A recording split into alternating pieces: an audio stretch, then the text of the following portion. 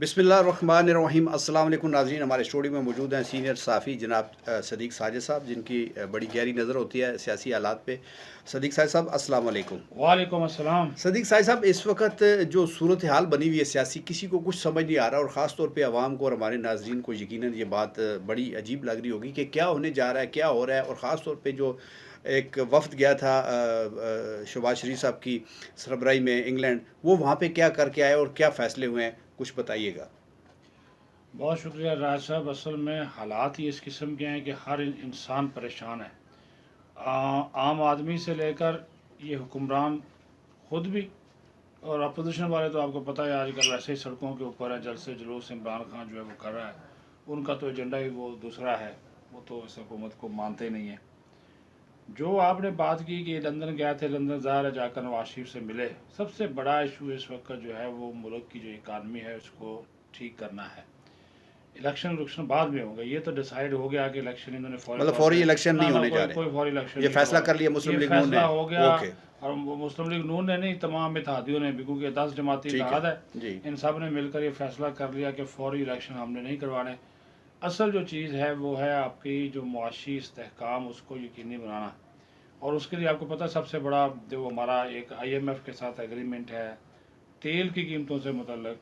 तो जहाँ तक मेरी इतलात हैं कि ये नवाज शरीफ ने तो इनसे ये कहा है कि आप कोशिश करें कि आवाम के ऊपर बोझ ना पड़े, और इसका कोई मेकानिज़म ऐसा बनाएं कि जो है वो IMF भी नाराज़ ना हो, हम आवाम को जो दी गई सब्सिडी है वो भी सारी की सारी वापस ना लें।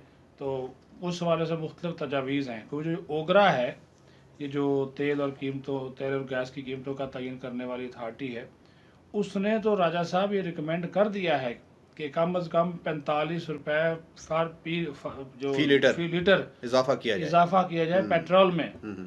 हुकूमत अब ये सोच रही है कि नहीं, हम 45 तो नहीं कर सकते, 10 रुपए बढ़ा देते हैं। हम्म। अच्छा, इससे हुक्मरान जमात के अंदर बाकी जो शामिल जमातें हैं वो कह रहे हैं कि जनाब आप 10 भी ना बढ़ाएं अभी। जो इमरान खान ने वादा किया था उसके मुताबिक 30 जून तक तो बिल्कुल ना बढ़ाएं, हम्म। क्योंकि अगर हमने बढ़ा दी ये तो हमारे पीछे पड़ जाएगा, पहले बढ़ा हुआ है। सही। तो वो तो कहेगा देखे जी मैंने तो नहीं कीमतें, मैंने तो कहा था मैं तो बजट तक नहीं बढ़ाऊंगा, इन्होंने तो बजट से पहले बढ़ा दी है, ये IMF के पता नहीं अमरीकी एजेंट है तो फलां है, तो ठीक ये जोई साहब, आप ये ठीक फरमा रहे हैं कि इकॉनमी एक बहुत बड़ा इशू है, बहुत बड़ा मसला है, लेकिन टेबल पे बैठ के किसी चीज़ का फैसला करना तो बहुत आसान है, लेकिन आगे जो दो अजदहा हमें बड़े बड़े नज़र आ रहे हैं जिनका सामना करना पड़ेगा इस हुकूमत को, एक वो महंगाई की लहर जो आनी ही आनी है, चाहे वो पेट्रोल की सूरत में हो, चाहे अशियाए खुर्द नोश की शक्ल में आए, एक वो है, और दूसरा इमरान खान की जो जो लॉन्ग मार्च है जो इसमें वो इस्लामाबाद को कर रहे हैं। तो इससे किस तरीके से नबर्द आजमाओगे, महंगाई से भी, और लोगों को राज़ी रखेंगे, क्योंकि इन्होंने खुद बड़ी तनकीद की है इमरान खान पे, और दूसरा इमरान खान के मार्च से। लॉन्ग मार्च का जो सवाल का जवाब पहले दे देता हूँ। जो इन्होंने लंदन में डिसाइड किया है, अगर तो ये पुरअमन रहेगा, कोई कानून हाथ में नहीं लेगा, तोड़ फोड़ नहीं करेगा, तो बिल्कुल ये कोई इसको कुछ नहीं बनेंगे। 10 दिन बैठे, 20 दिन बैठे। लेकिन अगर ये इसी तरह इदारों के ऊपर तनकीद करता हुआ आएगा, तोड़ फोड़ भी होगी, जलाओ गिराव भी होगा, जो जो जिस मकाम से गुजरेगा, तो जिस तरह की धमकियाँ दे रहे हैं कि खूनी लॉन्ग मार्च होगा, शेख रशीद जैसे लोग, फिर इन्होंने ये फैसला किया हुआ था, या अगर इन्होंने नहीं और इदारों ने भी फैसला किया हुआ है कि फिर इनको फिर वो हो सकता है कि बनी गाला से ना निकलने दें, ये भी एक डिसीजन इन्होंने लिया हुआ है। और ये इनकी इनकी इनकी हुकूमत की, मैं अपनी बात नहीं कर रहा, हुकूमत के पास ये रिपोर्ट्स हैं कि ये लॉन्ग मार्च की आड़ में हालात को जो है वो ख़राब करने की कोशिश करेंगे। तो इस वजह से अमन व अमान के लिए जो टारगेट उसको राना सनाउल्लाह को यही दिया गया है, और कि जनाब आप इनको जो है रगड़ा ठीक आपने लगाना है, ये एक इनका हदफ है इमरान खान के हवाले से। और उससे पहले भी मैं आपको एक बात बताऊँ, उससे पहले भी एक और ये काम करने जा रहे हैं, और उसके हवाले से वजारत कानून ने, ये ख़बर भी है, वजारत कानून ने इसके ऊपर काफ़ी होमवर्क भी मुकम्मल कर लिया है। 3 अप्रैल से लेकर 11 अप्रैल तक के जो भी आइनी इकदाम थे उनकी इन्होंने वायलेशन की। इमरान खान ने, आरफ अलवी ने, कासिम सूरी ने, गवर्नर पंजाब ने, तो उनके खिलाफ आर्टिकल 6 का जो मुकदमा है ये शुरू करने जा रहे हैं। उसके ऊपर भी इन्होंने नवाज शरीफ से भी जो है वो इजाज़त हासिल कर ग्रीन ली है, सिग्नल ले लिया है। ग्रीन सिग्नल ले लिया।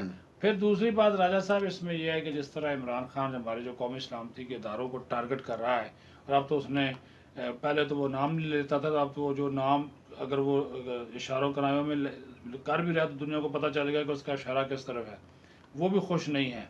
बुरे तरीके से वो कह रहे हैं जी आपने सियासत में हमें, आपने खुद सुना पिछले दिनों DJSPR का, तो वो ये वाला। बाकी जो आपने महंगाई की बात की वो मैं आपको बता चुका हूँ कि वो वाकई एक अजदहा ऐसा है, उससे हम राह फरार इख्तियार नहीं कर सकते, वो आना ही आना है।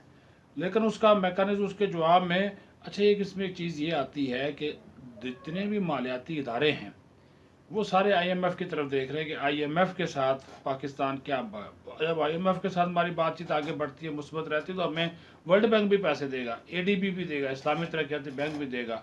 और इसका वो मीटिंग हो रही है 18 को, इसी 18 मई को दोहा में पाकिस्तान और IMF के दरमियान जो बातचीत है तकरीबन वो 10 रोज़ तक राय साहब जारी रहेगी, उसमें फिर फैसला होगा। और मेरा ज़ाती ख्याल है कि कल या परसों जो मरियम औरंगज़ेब ने बताया है कि कल या परसों कौम से भी खिताब करेगा ये शहबाज शरीफ, ये मुआशी पैकेज का अनाउंस होगा, किस तरह आवाम को रिलीफ देना है, अगर कीमतें बढ़ानी है राय साहब तो उसका भी उसमें जिक्र करेगा।